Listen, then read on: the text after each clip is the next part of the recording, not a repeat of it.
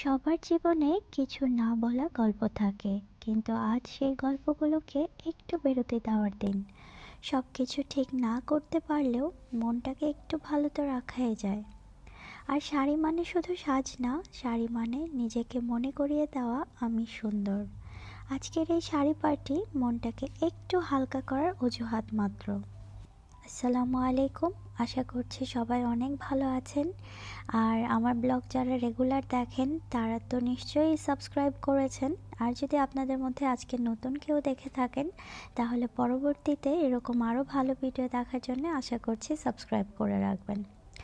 আজকের দিনটা একটু স্পেশাল, কারণ আমার শ্বশুরবাড়ির সবাই আমরা আজকে শাড়ি পার্টি করছি আমাদের বাড়িতে।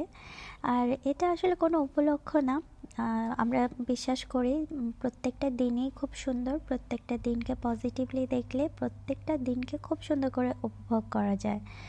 তো অনেক দিন থেকে আমরা প্ল্যান করছিলাম যে আমরা একটা ছোটোখাটো চায়ের আড্ডা দিব। তো শুধু চায়ের আড্ডাটা তো বোরিং লাগবে, তাই আমরা ভেবেছি একটা শাড়ি পার্টি করে নিই।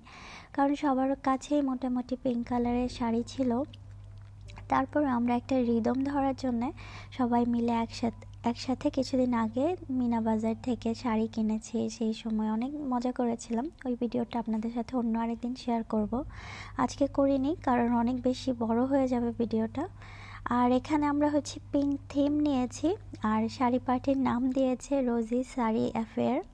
এটা হচ্ছে সাবিহা করেছে এই ডিজাইনটা। আর এই ডেকোরেশনটা আমি আর লিজা মিলে করেছি। তো পিঙ্ক কালারের থিমের সাথে যা কিছু পিঙ্ক পেয়েছি আমরা সব কিছু এখানে রাখার চেষ্টা করেছি। আর এই সাইডটাতে কিছু স্ন্যাক্স আইটেম রেখেছি। আর পিঙ্ক কালার যেমন ম্যাশমেলো, চকলেটস, যা যা পেয়েছি আমরা পিঙ্ক কালারের মধ্যে সবই এখানে রাখার চেষ্টা করেছি। এটা হচ্ছে আতিফা বুড়ি, তাকেও ম্যাচ করে পিঙ্ক কালারের মধ্যে একটা ড্রেস দিয়েছি। আমার শাড়ির সাথে হুবহু ম্যাচ হয়নি, তবু বাকি সবার সাথে মোটামুটি ম্যাচ করে গেছে। তো আতিফা খুবই এক্সাইটেড ছিল সব কিছু মিলিয়ে, কিন্তু বেচারি খাওয়া দাওয়া করার মতো ওর আগ্রহ একদমই ছিল না। আজকে দুপুরেও খায়নি। সন্ধ্যার দিকে আমি একটু খাওয়ানোর চেষ্টা করছিলাম, তো ওর মুড নেই। সে আজকে পার্টি মোডে আছে খেলাধুলার জন্যে, কারণ ওর ফেভারেট ভাই বোন যারা ছিল সবাই এসেছে। আর ম্যাশমেলো খেয়ে আতিফা অলরেডি পেট ভরাই ছিল। এখানে অনেকগুলো স্ন্যাক্সের মধ্যে আমার কাছে কিন্তু এই সমোসাটা বেশি ভালো লেগেছে, কারণ এটার মধ্যে ভেজিটেবলের একটা পুর ছিল। এগুলো কিন্তু আমরা বাড়িতে বানাইনি, কারণ বাড়িতে বানাতে গেলে অনেকটা সময় নষ্ট হবে। আর এত সময় যদি রান্নাতেই নষ্ট করি তাহলে আমরা এক্সস্টেড ফিল করব, আর যার কারণে পার্টিটা ওইভাবে মনোযোগ দিয়ে অ্যাটেন্ড করা সম্ভব হবে না হয়তো। তাই আমরা রান্নাবান্নাটাকে আজকের দিনের জন্য স্কিপ্ট করেছি। আজকের দিনটা শুধু আমাদের মেয়েদের জন্যে। ছেলেদেরকে বলেছি বাড়িতে ঢোকা যাবে না রাত 6টা থেকে 10টা পর্যন্ত। তো আমাদের হাজব্যান্ডরা সবাই হচ্ছে একসাথে ওয়াকিং করতে গিয়েছে। আর এদিকে আমরা বাড়িতে কিটি পার্টি না, শাড়ি পার্টি করছি।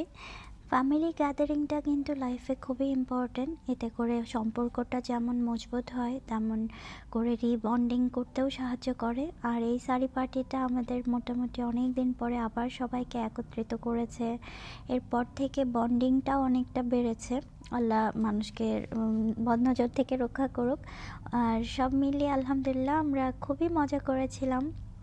সবাই same colour matching sari, matching same pink কালারের মধ্যে একটা কেক নিয়ে এসেছিল সাবিহা হচ্ছে আমার ভাতিজা বউ, আমার বড় ভাই ভাসুর যিনি, ওনার ছেলের বউ। ওনাকে সাবিহাকে কিছুদিন আগে আমরা সৌদি থেকে বিয়ে করে নিয়ে এসেছি। সে একজন কোরআনের হাফেজা, প্লাস খুবই মডার্ন থিঙ্কিং রাখে, খুবই স্মার্ট একজন নারী। আমার খুবই পছন্দ তাকে। তারপর এখানে ছিল মমতাহিনা, এখানে ছিল লিজা, এখানে ছিল বড় ভাবি এবং আমি আতিফা। আমাদের আরও দুজন ছেলের বউ আছে। ওরা আপাতত ইন্ডিয়াতে আছে। তার মধ্যে একজন হচ্ছে প্রিয়া আর একজন তামান্না। তামান্না আজকে রাতে দুবাই আসার কথা বড়ভাবে বলল। যদি দুবাই আসে তাহলে হচ্ছে ওকে নিয়ে আমরা আরও একটা মোমেন্ট তৈরি করার চেষ্টা করব, হয়তো শাড়ি পার্টি না, বাট অন্য কিছু। আর এখানে হচ্ছে বিরিয়ানিটা আমি সবাইকে সার্ভ করছিলাম, দেখতেই পাচ্ছেন প্রত্যেকের টেবিলের পাশে তার নিজ নিজ নাম লেখা ছিল।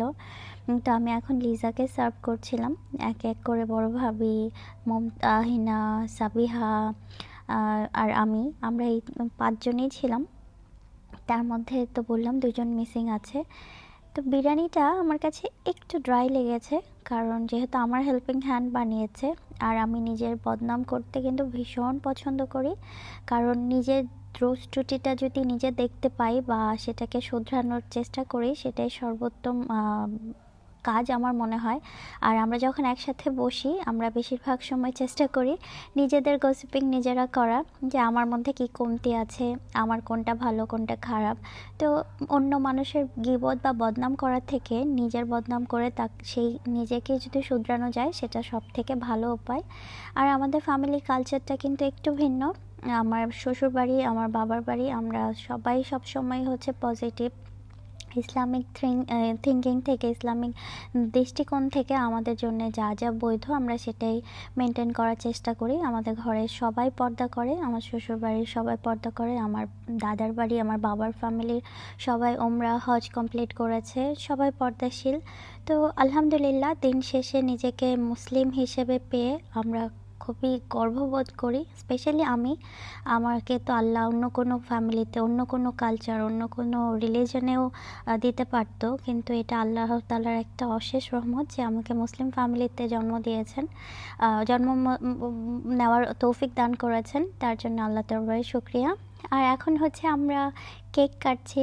কেকটা বড়োভাবে কাটছিল, আর যেহেতু আমি ভিডিও করছিলাম তাই বড়োভাবে ঠিকঠাক করে ধরতে পারছিল না।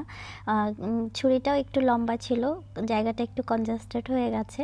তারপরেও কিন্তু বড়োভাবে খুব সুন্দর করে অল্প অল্প স্লাইস করে অনেকগুলো কেক কাটিং করেছে। এখন হচ্ছে সবাই পার্টি টার্টি শেষ, খাওয়া দাওয়া শেষ, আর ছেলেরা বাইরে থেকে বারবার ফোন দিচ্ছিল কখন ফ্রি হবে, কখন বাসায় আসবো। তো সবাই একটু প্রেশারে ছিল। এখন একে একে করে সবাই সবার বাড়িতে যাচ্ছে। আর সবাই যাওয়ার সময় কিন্তু খুব মিস করছিলাম, কারণ আমাদের মনে হচ্ছিল আরও কিছুক্ষণ বসে আরও কিছু গল্প আর একটু মজা করলে হয়তো ভালো লাগতো। কিন্তু সবারই তো সংসার আছে, হাজব্যান্ড আছে, ফ্যামিলি আছে। আর সব কিছু একটু লিমিটেড থাকাই ভালো।